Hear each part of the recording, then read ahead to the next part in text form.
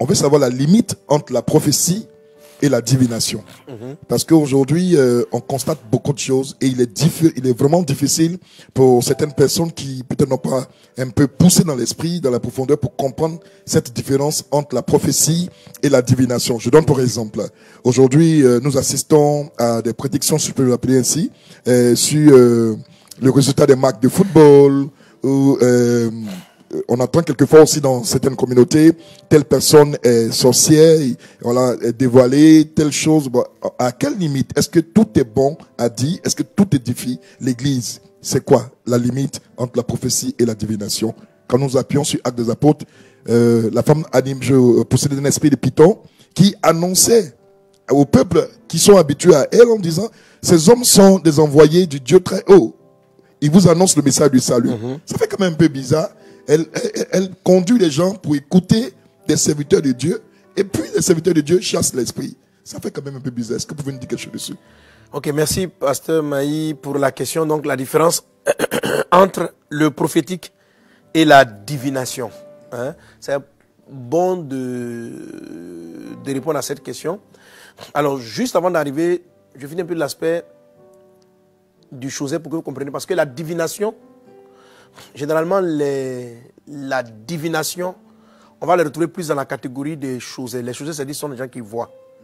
Ce sont des personnes qui voient. Donc, dans la partie où j'ai vu la couleur de boue, dans la prophétie, dans la traversée, j'ai vu une couleur de boue, les gens sont décédés. Et on a prié pour cela. Je pense que par la grâce de Dieu, ça s'est passé donc en Colombie, selon la prophétie. Et ça s'est produit donc effectivement en début d'année. Les prophéties avaient vu les calamités du côté du Japon et autres. Alors ça, seulement, Dieu me le montre en mode chose sur quelquefois. Quelquefois, c'est comme si il élève mon esprit. Le Seigneur dit dans Apocalypse, monte ici. Dieu dit à Jean, monte ici, je te montrerai ce qui va arriver. Monte ici, je te montrerai ce qui va arriver. Donc là, c'est une mode d'opération où on va voir. Alors généralement, l'esprit de la divination, ils vont voir des choses qui leur seront montrées, mais qui ne... La source de la vision pose un problème. Qui est-ce qui te parle? Qui est-ce qui te montre? Qui est-ce qui... Donc, on peut avoir aussi de la divination, bien sûr, du côté parole simplement. Et il parle et puis il dit ce qui va se passer. Mais d'où? Qui est-ce qui te parle? La prophétie, c'est lorsque c'est poussé par l'Esprit de Dieu. La Bible dit, c'est poussé par l'Esprit du Seigneur que les gens ont prophétisé. La divination, c'est lorsque c'est poussé par un autre esprit qui n'est pas l'Esprit du Seigneur. Et la divination est une chose grave devant Dieu. On va lire pour cela cet passage. Tu vas nous prendre Lévitique chapitre 20, verset 27. Tu peux nous prendre 1 Samuel chapitre 15, verset 23. Je vais lire Oui. Lévitique 20, verset 27. Si un homme ou une femme ont en eux l'esprit d'un mort ou un esprit de divination, ils seront punis de mort, on les lapidera, leur sang retombera sur eux. Amen. Amen. Si un homme, reprend, si un homme ou une femme oui. ont en eux l'esprit d'un mort ou un esprit de divination, ils seront punis de mort. Alors donc, la divination ou les devins sont aussi des personnes qui prédisent l'avenir. La Bible dit que si quelqu'un a un esprit de mort ou un esprit de divination, donc il y a un esprit, un démon, un esprit impur qui vient dire à la personne, voici les choses qui vont se passer. Dans les groupes d'esprits, il y en a plusieurs types. Dans les types que nous connaissons dans la parole de Dieu, il y a les esprits de mort aussi qui font de la divination. Ok? Les esprits de mort, c'est ce que le roi Saül, lorsqu'il a perdu le Saint-Esprit, est allé chercher. Il est parti chercher une femme qui invoquait les esprits des morts. Qui invoquait l'esprit des morts. Ok? Maintenant, vous avez des esprits de divination comme étant l'esprit de Python, par exemple, dont tu as parlé tantôt, en Actes chapitre 16, verset 16. Donc cette femme-là, en devinant, elle faisait beaucoup d'argent à ses patrons. Elle était capable de dire, de faire des pronostics, de donner ceci, voilà, va jouer tant au loto, joue comme ceci, fais cela, fais cela, fais cela, fais cela, fais cela. Donc, le but de la divination, donc, qui est décrit en Actes chapitre 16, verset 16, ça ressemble beaucoup plus, on appelle ça le charlatanisme, ça ressemble beaucoup plus à du commercial, à quelque chose pour plaire aux gens, à pas édifier, mais à satisfaire la chair des personnes, à satisfaire leur ego, hein, à deviner parce que les gens ont envie de savoir qu'est-ce que je dois faire pour savoir comment je dois me comporter. Voilà. Mais les esprits de divination sont des esprits qui ont accès dans le monde invisible, comme s'ils sont ils peuvent aller en hauteur pour voir jusqu'à une certaine distance, certaines choses qui peuvent se produire, qui risquent de se produire, ou qui par l'expérience de Satan sur la terre sont capables de déduire que mais il y a tel événement qui va se produire, quand il y a tel ou tel ou tel. Donc ça c'est un peu basé donc sur beaucoup d'expériences de psychologie et de toutes sortes de choses. Donc tout cela, ce sont des choses qui sont interdites. Dieu dit de ne pas être animé de l'esprit de divination. Amen. Amen. Maintenant, on a un cas de devin et c'est là qui crée beaucoup de confusion dans le cadre de l'Église. Dans le cadre de l'Église, c'est parce que l'esprit de la divination peut aussi facilement te donner accès à ce que l'Esprit Saint dit. C'est ça qui vient la confusion. C'est de là que vient la confusion. Et je vais le montrer dans la parole de Dieu. Donc, ce qui fait que quelquefois, celui qui a un esprit de divination, en fait, je vais vous montrer en fait que, là, comme peut-être vous allez m'aider à trouver, donnez-moi les images du prophète qui passe les différents cieux. Voilà, qui passe les différents cieux. Hein, avec ciel 1, ciel 2, ciel 3. Ok, le troisième ciel. Tu dois lire le passage. 1 Samuel 15, 23. Car la désobéissance est aussi coupable que la divination, et la résistance ne l'est pas moins que l'idolâtrie et les théraphim. Puisque tu as rejeté la parole de l'Éternel, il te rejette aussi comme roi. 1 Samuel 15, 23. Ok, amen. Voilà. Dieu parlait ici de la désobéissance et il dit que la divination est très grave. Trouve-moi Josué chapitre 13, verset 22. Et puis prends-moi Nombre chapitre 23, verset 21. Josué 13, 22. Nombre 23, 11. Nombre 23, verset 11. Les passages que j'ai donnés. Le passage, donc, je Nombre 23, 11. Oui. Balak dit à Balaam: que m'as-tu fait? Je t'ai pris pour maudire mon ennemi et voici tu le bénis. Il répondit et il dit: n'aurais-je pas soin de dire ce que l'Éternel met dans ma bouche? Balak lui dit: viens donc avec moi dans un autre lieu d'où tu le verras. Tu n'en verras qu'une partie, tu n'en verras pas la totalité. Et de là, maudis-le-moi. Ok, tu vas lire aussi, pendant qu'on y est, lis le verset 23. Au verset 23, l'enchantement ne peut rien contre Jacob, ni la divination contre Israël. Autant marqué, il sera dit à Jacob et à Israël quelle est l'œuvre de Dieu. Amen. Josué 13, 22. Oui. Parmi ceux que tuaient les enfants d'Israël, ils avaient aussi fait périr avec l'épée le devin Balaam, fils de Béor. Amen. Donc tu vois ici que Balaam était un devin. Balaam était un devin. Mais à un moment donné dans ses divinations, il va commencer à dire des choses fortes. Des choses, tu sais que c'est Dieu qui lui a dit. En fait, Dieu va commencer à lui parler. Dans la divination. Comme si sa capacité à monter dans l'invisible, à monter en hauteur, lui donnait accès à des informations. Voilà.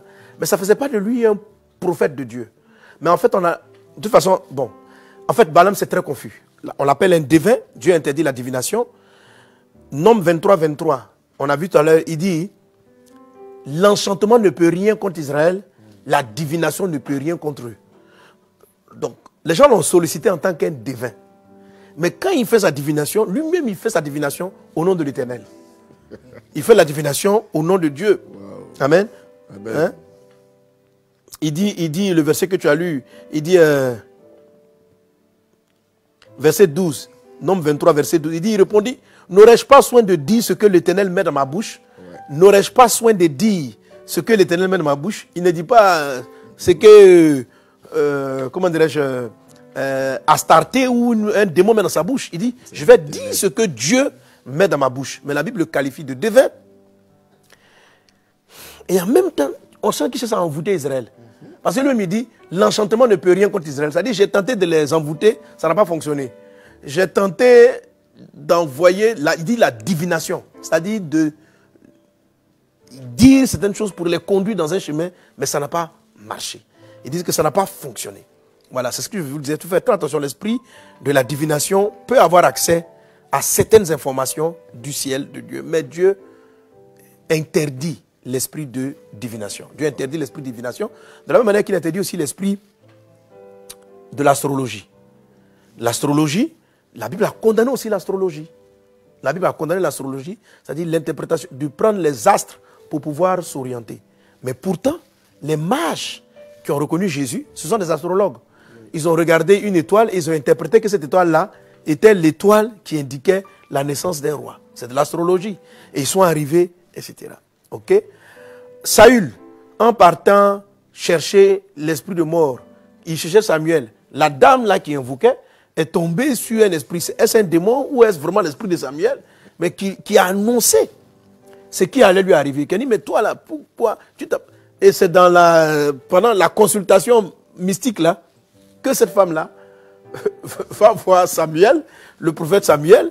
Est-ce le prophète Samuel, en fait, ça pose débat. Mais est-ce le prophète Samuel va le voir et puis il va dire exactement ce qui va arriver. Il va lui donner une prédiction. Et cette prédiction-là va effectivement s'accomplir. Donc, tout en étant capable de deviner, divination, qui est interdite clairement par la parole de Dieu, ces personnes-là vont tout de même être utilisées par le Seigneur pour dire des choses de Dieu. On va voir ça donc avec Exode chapitre 16, verset 16, où la femme animée d'un esprit de python. Alors, ne soyez pas choqués ou trompés par rapport à cela. Ok? Dans le monde invisible, c'est un peu comme si vous avez une bibliothèque où il y a beaucoup d'informations. Il y a Dieu a dit ces choses, les choses sont là, c'est comme si c'était un marché. L'esprit de la divination va aller rentrer l'endroit où sont les informations et va les prendre. Il est conduit par des démons pour aller savoir qu'est-ce que Dieu prévoit faire. Parce que c'est écrit quelque part. C'est écrit, ils ont accès à une information. Qu'est-ce que Dieu a décidé de faire? Donc, dans ce monde-là, il peut voir ce que Dieu a prévu. Un peu comme si je suis un voleur, mais j'ai un truc qui me dit le mouvement que va prendre le chef de l'État. Je peux venir dire le chef de l'État va prendre telle route. Mais ça ne fait pas de moi pour autant le garde du chef de l'État ou l'ami du chef de l'État. Je vais chercher l'information parce qu'elle a été publiée. Donc, Dieu publie ses paroles. La Bible dit que les oracles de Dieu sont publiés. Elles sont publiées et elles s'entendent dans l'invisible.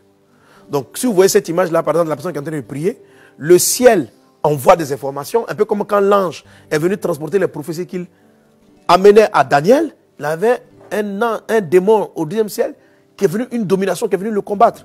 Donc, ils ont accès, ils voient des choses avant qu'elles n'arrivent. Ils voient des choses parce qu'elles traversent le ciel et avant d'accéder aux humains. Donc, quand Dieu parle, les esprits sont capables, ils ne voient pas tout, mais ils voient des brins et à partir de cela, ils peuvent s'appuyer pour te dire ce que Dieu va faire. Pour te dire que quelqu'un est un serviteur de Dieu, pour te dire. Et c'est là la force de séduction. Parce que lorsqu'il vous annonce des choses avérées, vous dites, ah, il ne peut être qu'un prophète de Dieu. Ce n'est pas vrai. Ce n'est pas vrai. Par la divination, on peut aller prendre parce que c'est le monde invisible. Dans le monde, c'est comme sur la terre ici. Il y a des gens bien, il y a des gens mauvais, mais tout le monde a la Bible. Voilà. Donc, un faux prophète peut prendre la Bible et puis te prédire, te dire ce que Dieu va faire. Il n'a rien fait d'extraordinaire et cela ne le rend pas pour autant juste. Un faux pasteur peut se mettre à prêcher que si tu mens, tu vas en enfer. Est-ce que le message, c'est pas Jésus qui a dit ça, c'est Jésus qui a dit, mais lui-même, est-ce qu'il n'est pas faux? Il est faux. Donc vous ne croyez pas que des démons ne peuvent pas dire ce que Dieu a dit. Des esprits peuvent dire ce que Dieu a dit. Que Dieu dit si tu voles. Donc, si Dieu dit que Paul et Silas sont des serviteurs de Dieu, elle ne fait que dire qu'ils sont des serviteurs de Dieu, mais quelle est l'intention? Dans quel but ont-ils eu accès à cette information? L'esprit de Python, c'est dans le but d'être un instrument de séduction. Parce que dans le cas là, elle s'est attachée La Bible dit qu'elle était tous les jours avec Paul et puis elle les accompagnait. Et c'est à l'issue du 3e jour que Paul s'est retourné et il a chassé le démon. Parce que pourquoi? Elle voulait progressivement rentrer dans l'équipe pastorale et puis maintenant faire le travail des démons à l'intérieur. Donc, elle s'est servie d'une information qu'elle a eu accès, l'esprit de Python a eu accès dans le monde invisible. Il a amené l'information pour séduire. Donc, il y a des choses que des soi-disant prophètes vont deviner parce qu'ils ont un esprit de devin pour aller voir, vous t'amener des réalités dans le but de te tromper, dans le but de te séduire, dans le but que tu leur donnes accès à des secrets, accès à des choses qui sont vraiment importantes de ta vie. Combien de personnes se sont mariées avec des faux prophètes, ont vidé leur compte en banque à cause des faux prophètes. Voilà, mais qu'est-ce qu'il voulait? Il en voulait à ton argent, donc il vient, la personne a un esprit de divination. Elle arrive à dire 2 ou 3 choses, à définir ce qui s'est passé. Ok, j'ai rencontré une fois quelqu'un, les démons venaient lui dire ce qu'il faisait dans la vie des autres. Donc quand il donnait, ça ressemblait vraiment à la parole de connaissance. C'est-à-dire il a arrêté comme ça. Et puis il y a un esprit qui a mis un couple en palabre dans une maison. Et le couple est venu au culte. Et le même démon là quitte la foule, vient le voir et puis dit, tu vois le couple qui est là-bas là, hier à la maison ils ont fait un palabre. Parce que c'est lui-même le démon là qui a mis ce palabre. Et puis il dit, je vois un couple. Et puis il donne le nom. Je vois un couple, je donne le temps. Et je vois ce couple. Et c'est faux, c'est vrai. Parce que c'est lui-même qui était l'auteur de votre confusion. Donc il est capable de venir informer de ce qui se passe à la maison. Et les gens étaient émerveillés. L'esprit me dit, à la fin, après Dieu m'a donné une vision pour me faire comprendre que je n'avais pas affaire au Saint-Esprit. Mais j'avais affaire à un esprit de divination. J'avais affaire à un esprit de divination que ce monsieur l'avait reçu. Ce n'était pas l'esprit de Dieu qu'il avait reçu. Et c'est le cas de Balaam. Il avait accès. Et c'était un grand d'un haut niveau, c'est qu'il était capable de voir de Dieu. Donc il savait ce qui venait du ciel, il savait ce qui venait des démons. Et quand il est parti écouter Dieu, parce que les oracles de Dieu sont déclarés depuis le 3e siècle, il entend. Donc ce gars-là, il a développé une divination au point où les esprits étaient capables de l'amener écouter ce que Dieu avait prévu faire. Et quand vous lisez la suite, à un moment donné, il va donner de grandes prophéties sur Israël. Le même Balaam, qu'on appelle devin. Et les devins devaient tuer. Mais le vrai Balaam va dire, il va annoncer l'arrivée de Jésus. Il va annoncer ce que Israël sera. Il va annoncer de grandes choses. Il va annoncer de grandes choses. Amen. Amen. Il n'était pas de Dieu.